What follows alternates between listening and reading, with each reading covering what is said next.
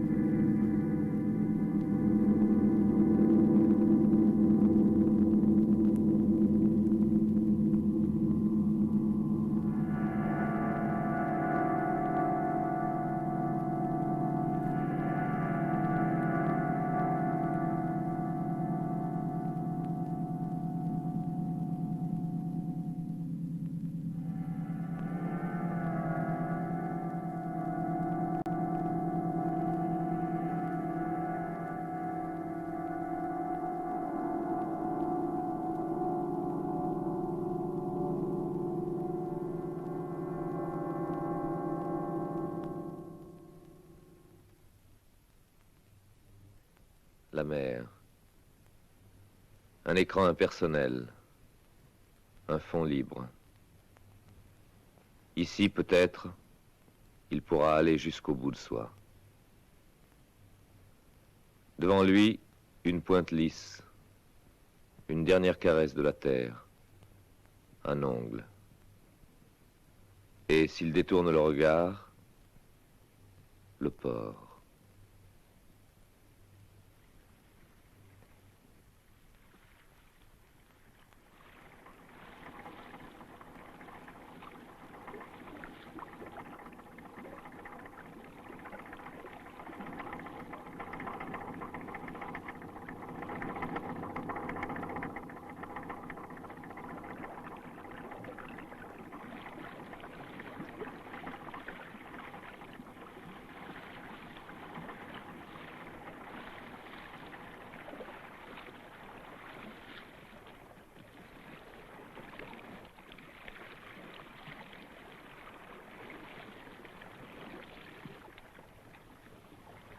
Ces pierres pourraient, si l'homme voulait se souvenir, lui rappeler une forme d'expression passée, dépassée, où la réalité se cachait sous une peinture que l'on qualifiait d'abstraite.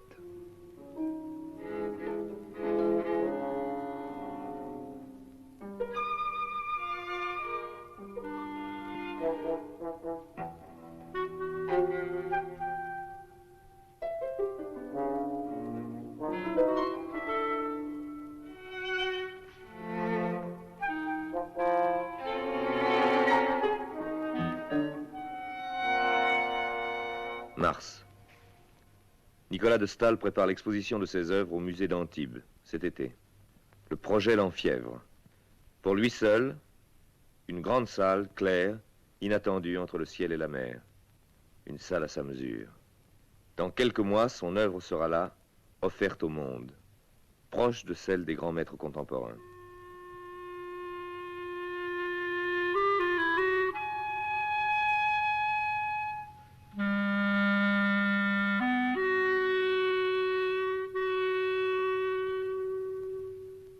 Sans repos, Nicolas travaille. Lui pour qui la peinture et la vie sont une même chose. Et tout ce qui est en dehors de lui perd sa couleur.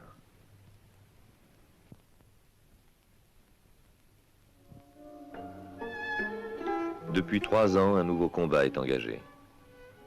Un rond est-il simplement un rond, ou peut-il être aussi une lune? Ce jour-là, Staël accepta que le rond s'appelle lune, sans que rien dans sa peinture ne se trouve à changer. L'aventure commençait. Il regarde la nature, énorme piège. Elle provoque en lui un renouveau d'excitation, l'invite, lui donne le droit de se servir d'elle. Péniche, sol, bouteille.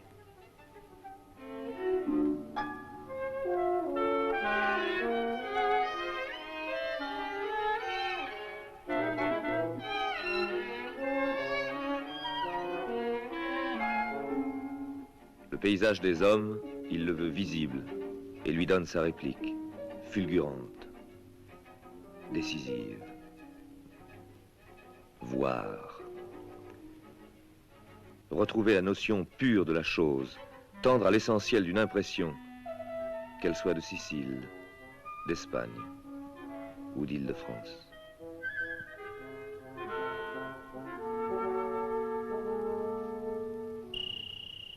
L'espace de Ménherbe en Haute-Provence n'est plus assez vaste pour lui. Il lui faut simplifier, réduire le monde à ses données premières, forcer la nature dans ce qu'elle a de mystérieux et d'insoumis, et lui procure de matière, d'harmonie, de tension, de transparence. Et si pour Cézanne le poids c'est l'ennemi, pour Stahl aujourd'hui la peinture, c'est cela.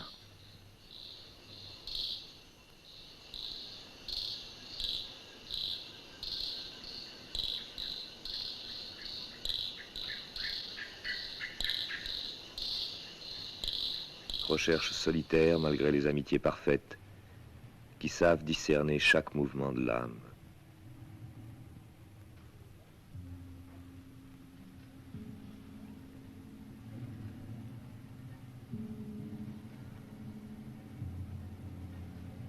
On peut craindre la solitude, on peut la désirer. On peut souffrir de la solitude comme on peut en jouir.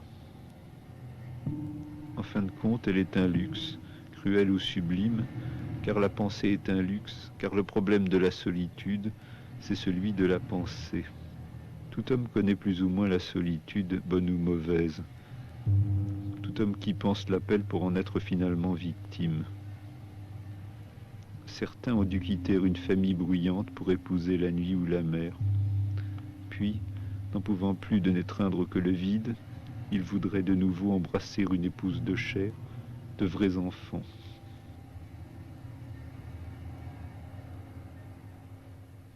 Anecdote. Le souvenir des années de misère inutile. Atelier clair, mirage de sa jeunesse, banc de square, image du temps maudit. Anecdote. Jour de folie, glacé, affamé, rongé de risques, d'impatience. Temps des rouges absents, des jours sans toile, des toiles sans couleur, et des châssis énormes rentrés à coups de talons dans les chambres de bonne. Anecdote.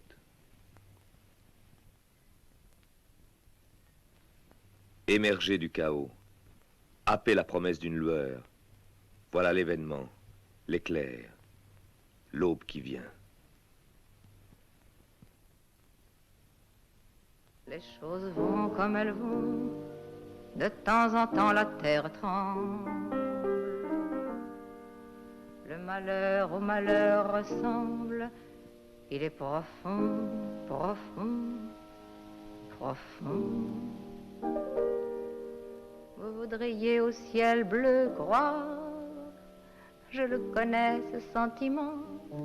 J'y crois aussi moi par moments, comme l'alouette au miroir.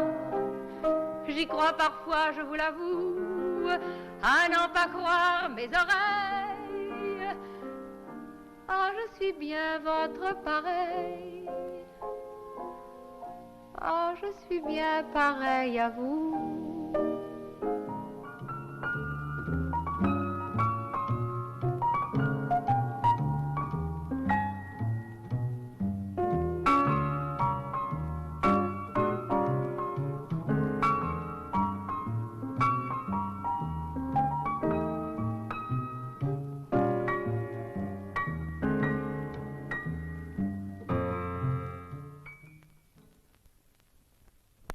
Et plus loin, dans le souvenir, un sourire.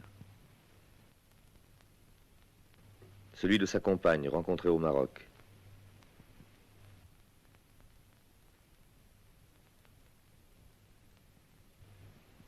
Comme Saskia Vandrick,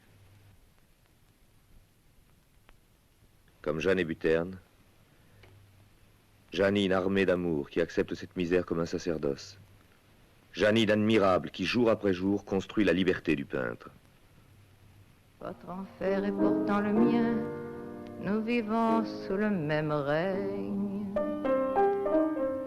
Et lorsque vous saignez, je saigne, et je meurs dans vos mêmes liens.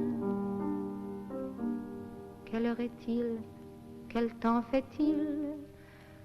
J'aurais tant aimé cependant gagner pour vous, pour moi perdant, avoir été peut-être utile. C'est un rêve modeste et fou. Il aurait mieux valu le taire. Vous me mettrez avec en terre, comme une étoile au fond d'un trou.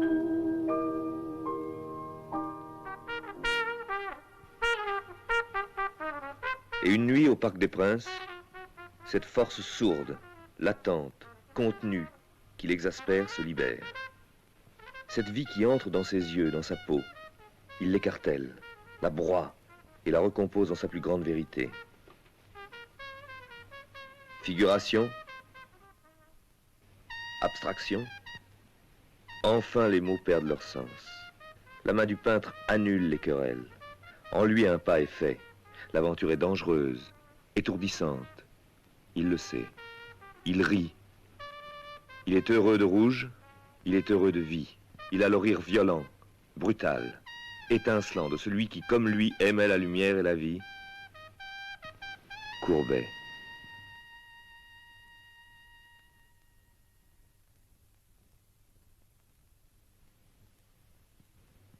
Courbet dont il aime l'art juste, bourru, sensible.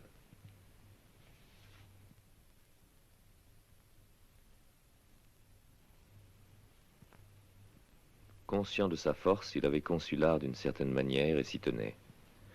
Jamais il n'a fait un sacrifice à l'opinion ou au goût d'autrui, mais il avait un amour sans borne pour la renommée. Ce n'est pas là de la vanité, c'est de l'orgueil. Je suis l'être le plus orgueilleux de la terre, clamait le peintre d'Ornans. Cet orgueil qui lui fit peindre ce qu'alors on ne peignait pas. La mer, l'immensité, Dieu.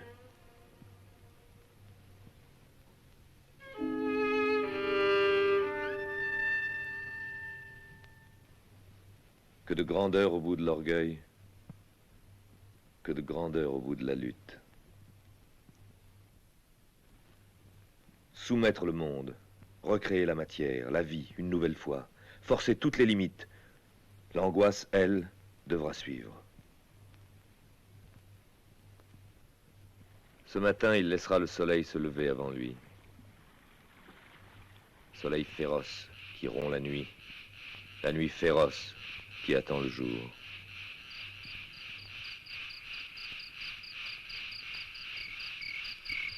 Aujourd'hui, il ne peindra pas. Sous cet arbre, il s'arrête. Il écoute. Il est seul. On ne lui parle pas. Qu'est-ce que le soleil alors qu'il y a l'ombre? Et pourquoi peindre si la couleur s'en va comme l'amour? Calciné. Un bateau. Est-ce un bateau ou encore une couleur? Ce bleu dans le bleu, il faut le dire, c'est un ordre, un commandement. Obéir une fois encore, là il trouvera sa délivrance, dans sa puissance d'écouter.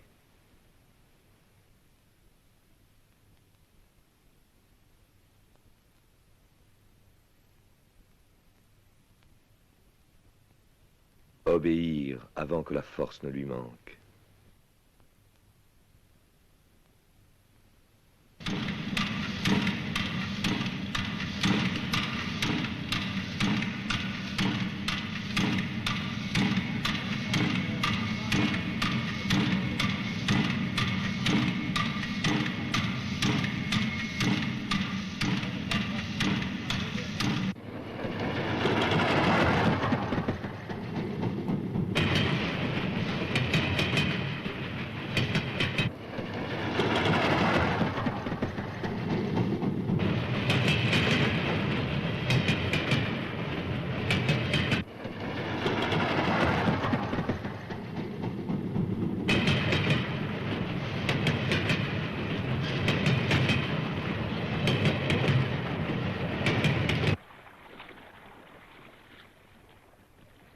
Cette nuit-là, le pied du funambule a cédé.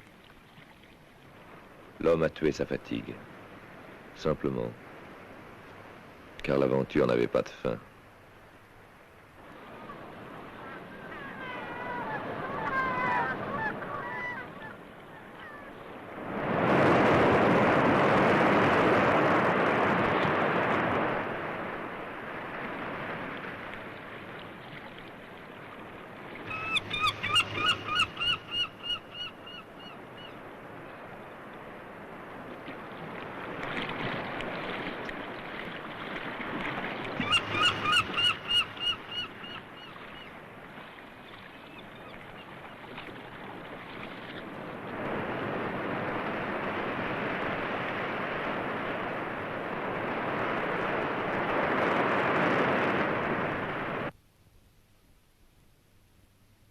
Dans l'atelier, la couleur est devenue immobile, comme l'aventure, fracassée, comme le souci, comme le mystère.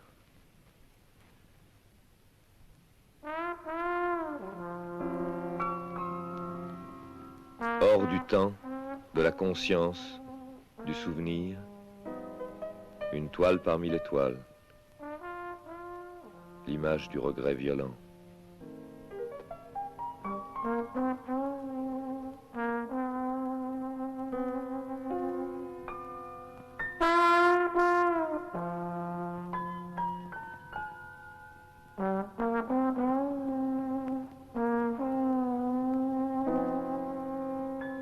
Départ. Pas un départ, tout au plus un faux recul. Il se peut que l'on veuille simplement prolonger sa propre peau, la varier,